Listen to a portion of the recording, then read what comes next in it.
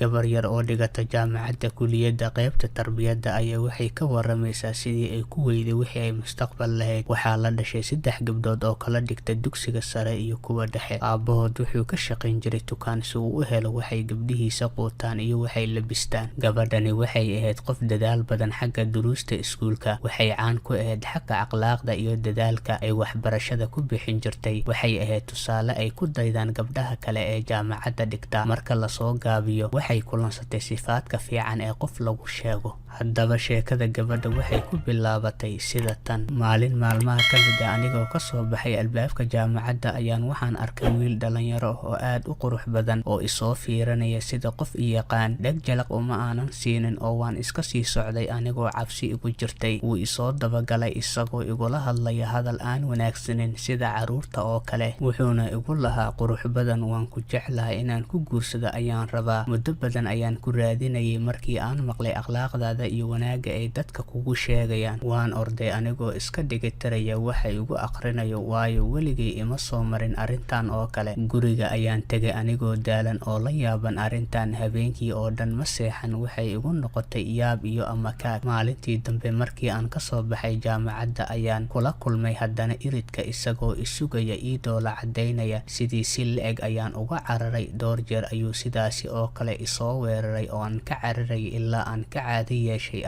arrintii sidaas ayay ku socotay maalin kasta isagoo soo jaraya masaafo ilaa iyo markii dambe iisoo dhigay waraaq albaabka guriga. aad ayaan uga shakiyay qaadisteeda hase yeeshee waan qaaday aniga oo gacanta i gariiraysa. markii aan furay ee aan aqriyay waxaa ku qornaa hadallo xambaarsan jaceyl iyo isaga oo ka cudur daaranaya wixii dhib ah ee ii geystay intuu i daba taagnaa. warqadii ayaan jeexjeexay oo aan tuuray. waxyar kadib ayaa waxaa soo dhacay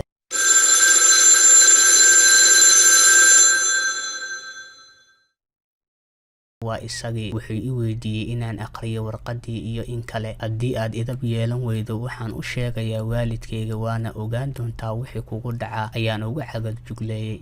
waxyar kadib ayuu ku soo celiyey taleefankii. wuxuu bilaabay inuu isku kay sharxo. wuxuu ii sheegay inuusan xumaan ila dooneynin ee uu rabo inuu i guursado. wuxuu iga dhaadhiciyey inuu yahay nin hanti leh. wuxuu ballanqac ku siiyey inuu dhisi doono daarta ugu weyn magaalada oo anigana ahay amiiradda keliya ee degi doonta iyo inuu isiin doono wax alle wixii aan u baahda ee adduunye ah. wuxuu intaasi ku daray inuu yahay qofka keliya ee ka haray reerkooda ee nool maanta oo aysan jirin cid ku haysata hantidaasi faraha badan ee uu haysto oo waxa ka maqan ay tahay xaas wanaagsan oo idab leh sidayda oo kale. sharaxaad kadib waan u qalbi jilcay. waxaan bilaabay inaan ka dhagaysto sheekada marka uu soo dirayo taleefanada. waxaan is arkay anigoo sugaya taleefanka maalin kasta haddii uu soo diri waayo murugooda iyo inaan sugo marka aan kasoo baxo jaamacadda bal inaan arko ninka ii ballanqaaday mustaqbalka rajada wanaagsan. maalin anigoo kasoo baxay jaamacadda ayaan kula kulmay albaabka isaga oo taagan. markaas ayaan kala badbatay farxad. waxaan bilaabay inaan gaarigiisa la fuulo oo aan kusoo wareegno magaalada anagoo sheekaysanayna.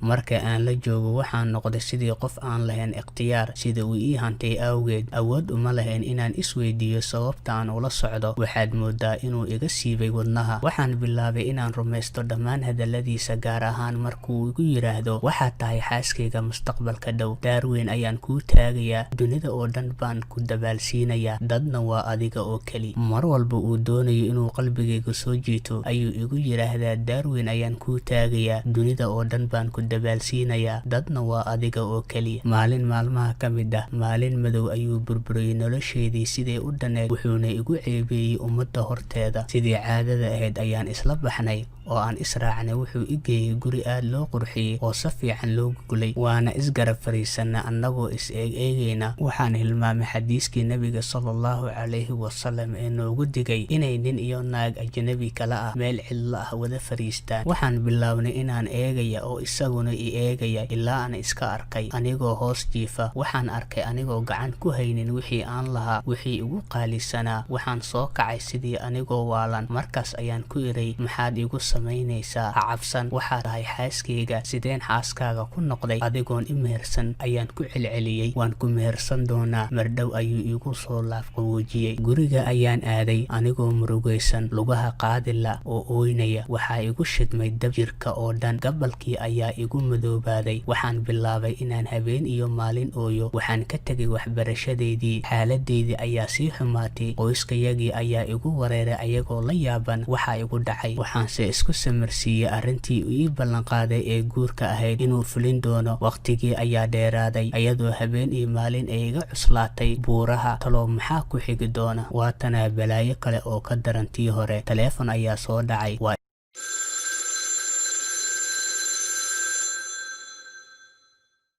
isagii oo aad moodo codkiisa inuu ka soo hadlayo meel fog. Waxaan rabaa inaan kulanno oo aan ka wada hadalno arrin muhiim ah, ayuu igu yiri. Aad ayaan u farxay anigoo u haysta inuu doonayo inuu nikaax samaynayo iyo aroos weliba. Waxaan u tagay isagoo aad moodo shaydaan. Wuxuu igu yiri, waxaan kugu bishaaraynayaa inaadan igu sugin wax guur ah weligaa. Waxaan rabaa inaan ku wada noolaano sidaan. Darbaaxo ayaan kaga soo qaaday oo indhuhu la soo dhici gaareen. Waxaan u sheegay inuu yahay nin akhlaaq laabe ah oo mustaqbal doonaynin. Waana ka tegay anigoo ooynaya. Wax yar isug ayuu igu yiri. Waxaa gacanta ugu jira cajalad video ah. Wuxuu igu yiri si jees ah, taas ayaa burburinaysa noloshaada. Maxaa ku duuban? Ayaan weydiiyey. Kaali oo arag waxa ku duuban. Waxay kugu noqon doontaa layaab, ayuu igu yiri. Waan raacay si aan u soo arko waxa ku duuban. Waxaana ku arkay dhammaan wixii faaxisho ahaa ee na dhex maray markii aan guriga joognay. Maxaad samaysay yaa daalim? Ayaan ku yiri. Kaamira ayaan guriga geliyey oo duubtay. Cajaladdan ayaana kuu haystaa oo aan kugu burburinayaa haddii aad diidid waxa aan rabo. Qayle iyo oohin hor leh ayaan isku daray, waayo ceebtu waxay u gudubtay qoyskayaga. Arrintii waxay ku dhammaatay inaan ninkii u noqdo la hayste oo sida uu doono ii maamusho habeen iyo maalin. Si fiican ayaan u dabaashay. Waxaan ka wareegay noloshii sharafta lahayd. Waxaan ku wareegay dumarka nooca liita. Qoyskayaga war uma hayaan waxa dhacaya. Cajaladii ayaa faaftay. Waxay gacanta u gashay ina adeerkay. Arrintii ayaa laba qaraxday. Waxaan ka war helay waalidkay iyo dhammaan reerkayagii oo dhan. Waxay u sii gudubtay ceebtii oo ay gaadhay dhammaan magaaladii oo dhan. Gurigeygii waxaa hareereeyay ceeb. Waan dhuuntay si aan u badbaadiyo naftayda. Waxaa sidoo kale magaaladii ka cararay dhammaan qoyskayagii oo dhan. Hase yeeshee ceebtiina kama harin ee weyla guurtay. Waxay noqotay arrintii mid loogu sheekaysto